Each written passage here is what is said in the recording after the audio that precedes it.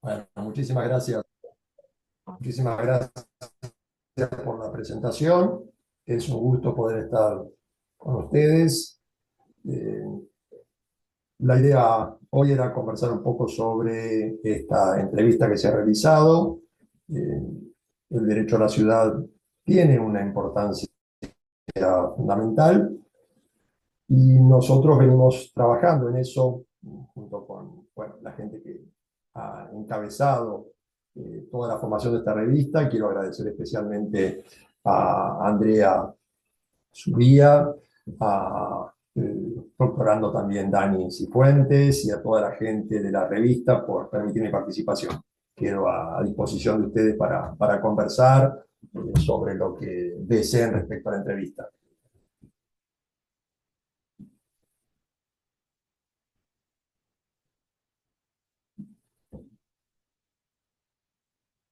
Perdón, Andrea, no sé cuál es la modalidad, si reiteramos entrevista o tienen algunos comentarios respecto al tema del derecho a la ciudad en sí.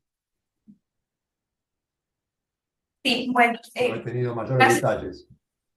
Sí, muchas gracias, doctor. Alrededor del derecho a la ciudad, nosotros le habíamos realizado la entrevista al doctor Slavin respecto a teoría práctica. Entonces, varias de las temáticas que le habíamos consultado con a Daniel Páez nos permiten comprender que este derecho a la ciudad sí es un derecho que es emergente y que todavía no ha tenido un desarrollo normativo en los estados. Lo que queríamos nosotros discutir es sobre cuáles son los comentarios que usted como experto nos podría comentar respecto a la necesidad de que se pueda contribuir a la aplicabilidad a través o de la política pública o de otro tipo de mecanismos con el fin de que sea un derecho efectivamente que se disfrute en las ciudades. Bien, a ver, el derecho a la ciudad tiene una cuestión muy compleja. Primero, entender la concepción del derecho a la ciudad, que es un derecho, como bien se va desarrollando en los artículos, que lo plantea Henri Lefebvre a fines de la década del 60, y lo que está tratando de señalar es cómo la ciudadanía en el sentido integral, todas las personas que habitan en una ciudad, pueden realmente usar y gozar de esa ciudad. El problema con la ciudad está relacionado con la producción del espacio, es decir, quién hace las ciudades, quién decide dónde se coloca un hospital, dónde se hace el asfalto en una calle o a dónde se lleva la luz y los servicios. Esas decisiones, lamentablemente, históricamente siempre han quedado en manos de un grupo. Ese grupo es el grupo dominante.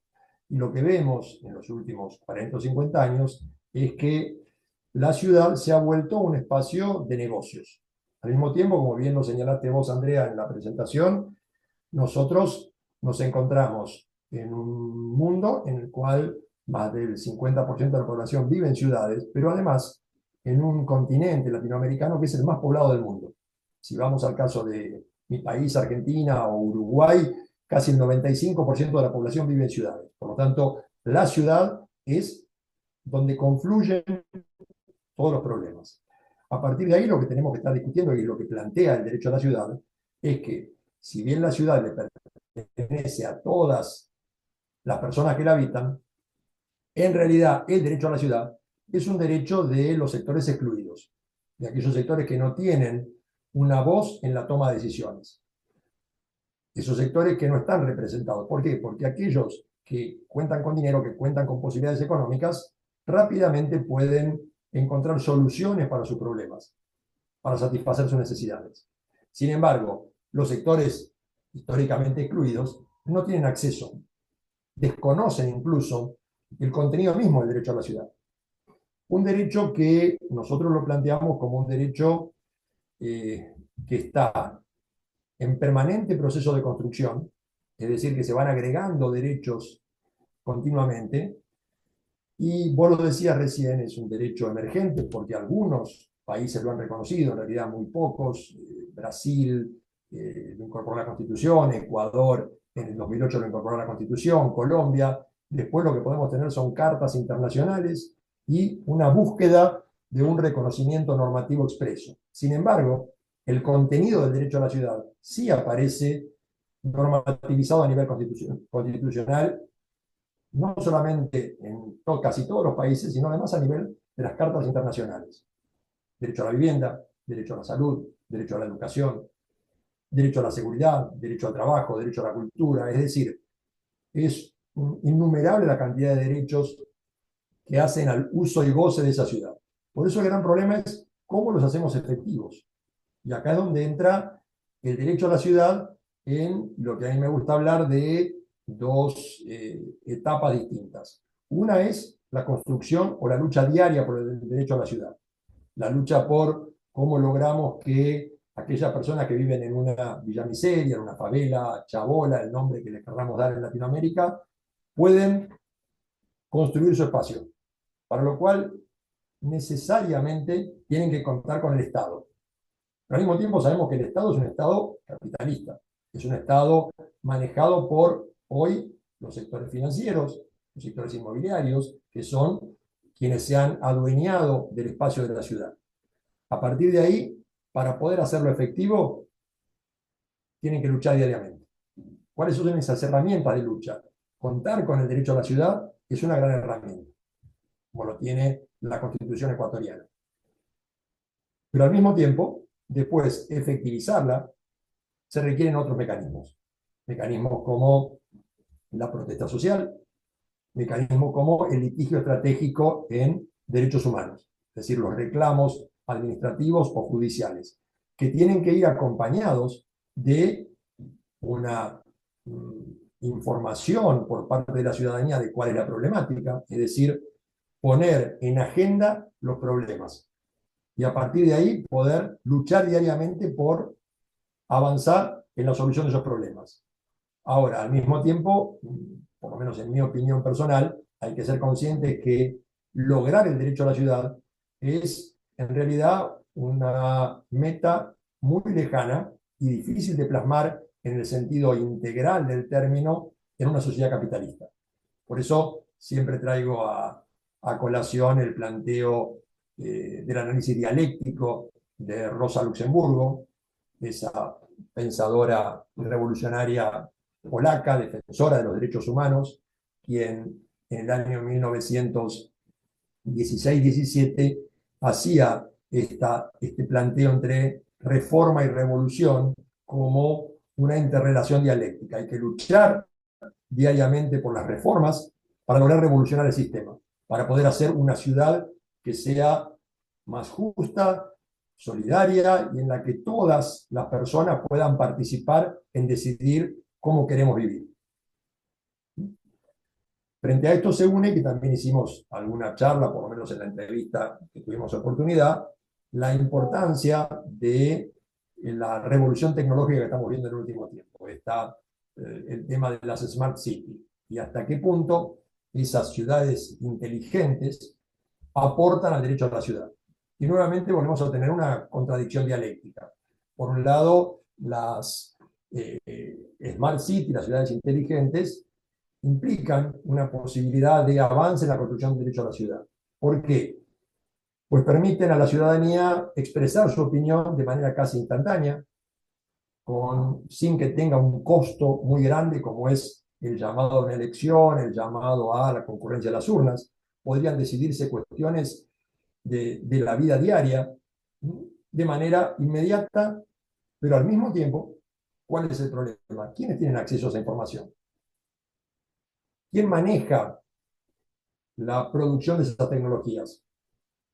¿La manejan las universidades públicas o la manejan sectores de grandes empresas económicas que nos venden determinada tecnología?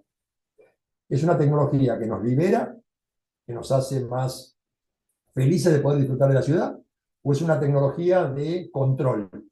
Es una tecnología de militarización, casi policial, en la cual me están con cámaras mirando dónde voy, a dónde vengo, qué voy a hacer. Es un tema a resolver. Por eso creo que el ámbito en el que nos encontramos, las universidades públicas, juegan un papel fundamental en la producción de estas tecnologías.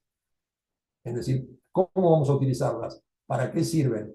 ¿Qué tipo de tecnología queremos o necesitamos? No sé, Andrea, si está bien, si estoy bien de tiempo, si hay algún otro tema que quieran conversar. Sí.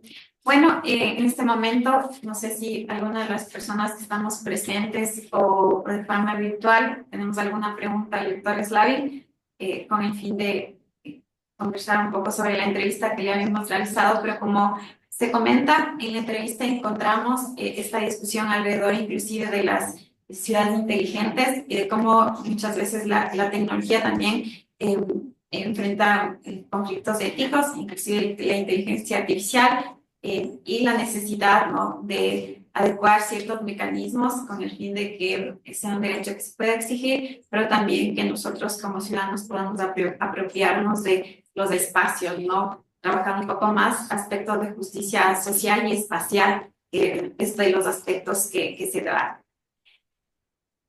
Así, Y una de bueno, las cosas que sí, señalábamos doctor, ahí le era el tema escuchamos. sí, el tema de la influencia del modelo neoliberal y cómo la ciudad que nos encontramos hoy no es una ciudad muy fragmentada, una ciudad dual, en la que conviven riqueza y pobreza, en la que se ha transformado en un negocio de construcción. Si es un poco, si uno escucha las declaraciones del presidente norteamericano hace unos días sobre Gaza, eh, sin, sin muchos tapujos, lo que declara es un lugar muy bueno para hacer negocios inmobiliarios. Tenemos que echar a la gente que está ahí y vamos a llevar gente nueva porque vamos a hacer edificios de última generación y transformar eso en algo muy productivo. Si no están pensando en cómo puede vivir mejor la gente que ahora está en Gaza, la gente que está siendo objeto de bombardeos, que tiene que abandonar su espacio, sino lo que están pensando es cómo podemos ahí hacer negocios. Y esta es la lógica del modelo neoliberal, una lógica que se expande a nivel mundial. Eso también estamos, creo que es otro de los tantos temas que tenemos para discutir en el problema de la ciudad. Siempre insisto con esto del problema de la ciudad porque creo que la ciudad es el lugar donde confluyen todos los conflictos, donde las cuestiones como el reclamo de los sectores de personas jubiladas, cuestiones de género, el problema laboral, temas de educación, temas de vivienda, de salud, se aunan en el ámbito urbano. Por lo tanto, creo que la apuesta tiene que ser por una unión de todos estos sectores que aparentemente tienen reclamos diferentes, en algunos casos hasta encontrados, pero que confluyen en el mismo lugar y por lo tanto, en la medida en que sean reclamos progresistas, entendidos por tal, por realmente lograr un uso y goce integral, libre, solidario del espacio urbano, deben encontrar puntos en común para poder tener más fuerza a la hora de transformar esa ciudad y de producir una ciudad para todas y todos.